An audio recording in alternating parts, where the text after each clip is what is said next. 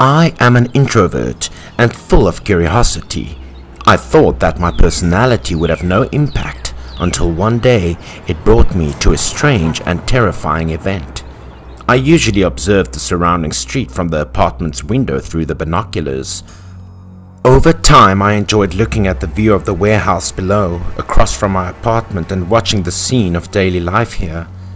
I could secretly see a lot of people, from the workers working in the warehouse to the women busy shopping across the block. Until the scene of children playing on the roadside, all in my eyes was a beautiful scene that I didn't want to forget. Seeing the world around me through the small binocular was a happy thing for an introvert and shy person like me. I could freely explore the interesting life out there through the binoculars. But this thing did not mean that my relationship with those around me would be affected. I was still popular with the neighbors who lived on the same block, and every day I met them I happily said hello to them. Then, like every other day, I would go to the bus stop near my house to catch the earliest bus to my workplace, starting a busy day at the office.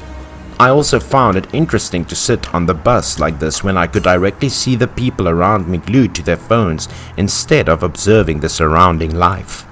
Contrary to them, I didn't look at my phone too much. Instead, I liked to open the bus window and watch the street outside. On the bus, I could see with my own eyes the old warehouse opposite my apartment, which I always saw first in the morning when I looked into my binoculars. This time, I no longer saw the workers working there, but instead a girl in a red dress standing in front of the warehouse. The young girl stood facing the wall, looking very mysterious, but strangely the people around did not care about this girl's existence. She stood there for a long time, not knowing what she was looking at, but seemed very attentive, not paying attention to the flow of people behind her. This thing also made me curious. I kept watching the girl because of the strangeness she radiated around and caught my attention, but then I also considered this a common thing. I no longer paid attention to the strange girl, but continued to sit in my seat, calmly waiting for the bus to take me to the office. Day after day, my hectic work schedule made looking at the street through the binoculars less and less because I had to go to the office every day. I continued to the bus stop and waited for my first bus of the day. I continued to choose a chair close to the window so I could see the opposite curb and freely open the window, putting my head out to admire the scenery. I kept walking past the old warehouse. The warehouse still didn't open. The door was closed for days, but what surprised me was not the shutdown of this place. I kept seeing the strange girl in the red dress again. She was still standing in the same position with her eyes fixed on the wall. I began to be a little surprised and confused when I did not know why this young girl was always standing in such a position. The incomprehension unknowingly made my mind uneasy. Even though the bus had passed the warehouse, I couldn't help but turn my gaze to the strange girl. That night I worked overtime and got home pretty late. That's why I couldn't take the bus home as usual, but had to choose to walk. But thanks to that, I was able to walk past the old warehouse and meet the girl who worked at a restaurant next door. After greeting the girl for a few sentences, I continued to walk back to my apartment. The road from the warehouse to my apartment was only one intersection apart, so it didn't make me tired.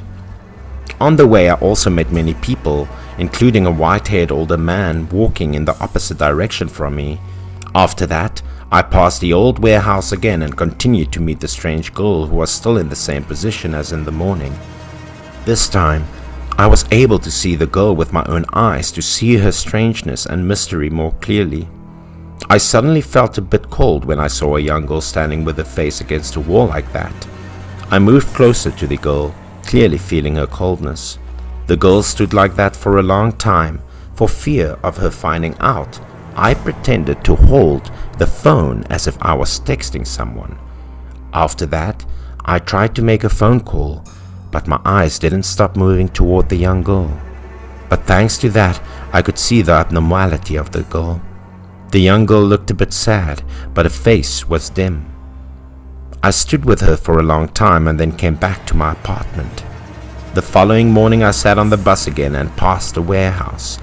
At this time, I just asked people around and found out that this warehouse had stopped working. But what intrigued me was the connection between the young girl and the warehouse. I accidentally discovered something happening in front of the warehouse on the way. A crowd of people stood around, crowded in front of the warehouse. I didn't know what was going on, but I had a feeling something was wrong. I hurriedly signaled to stop the bus and then ran from the bus to the other warehouse. I felt worried for that strange girl. I didn't know what was happening to her. When I arrived, I saw the presence of the police. Everything was quite serious. A young man was escorted to the station by the police in the crowd. I came to the older man that I often met to ask what was going on. As soon as the older man saw me, he told me there was a serious case here.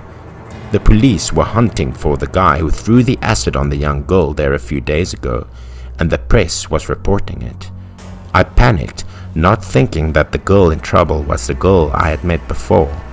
I couldn't sleep that night because I couldn't stop thinking about what had happened. I stayed awake until the middle of the night when I decided to search for the strange things. I started to open my computer and search for information on this case. It turned out that this young man had a crush on a young girl I met, but the girl had no feelings, so she repeatedly rejected the guy. But everything would be okay if the young girl's refusal inadvertently made the guy feel hurt. Since then, the man had held a grudge, determined to take revenge and find ways to harm the young girl. It happened a long time ago, and until now the killer had been arrested. That dead girl was the girl I met. This girl died before I met her, and the scene of the crime was in front of the warehouse where I met the young girl. I was shocked to see the news and felt extremely strange and scared. After a while, my computer suddenly had trouble, causing me to panic. Suddenly, a clip was sent out of nowhere to my computer. The person in the clip was the girl in trouble.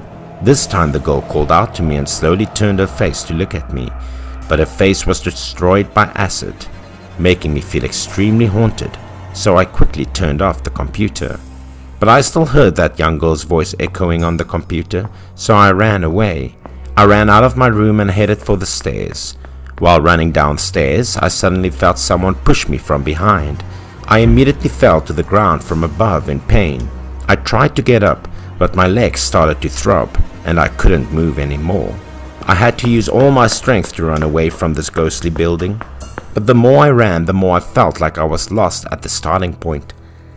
In front of my eyes also appeared the figure of the girl in red. The girl asked me why I stopped following her and looked at me with a disfigured face. So I was scared that I couldn't speak. My whole body started to shake. But a moment later the red dress girl disappeared. Because of that, I fell to the ground, unable to regain my astral soul. Suddenly beside me appeared a voice calling my name. When I looked up, I saw the girl next door on the same floor as me, looking at me with worry. The girl asked me because she was afraid I would fall down the stairs, but I could not answer. In my heart at that time, I was constantly afraid of the horror story with the dead red dress girl. I did not dare to sleep in my apartment that night, but went to a friend's apartment to ask for shelter. The following morning, I met a colleague with the same interests. I called my colleague and told him what I needed to say. I advised him not to look at strange things anymore. I also had an amulet on my neck at that time, in the hope that I would never experience horror stories like this again.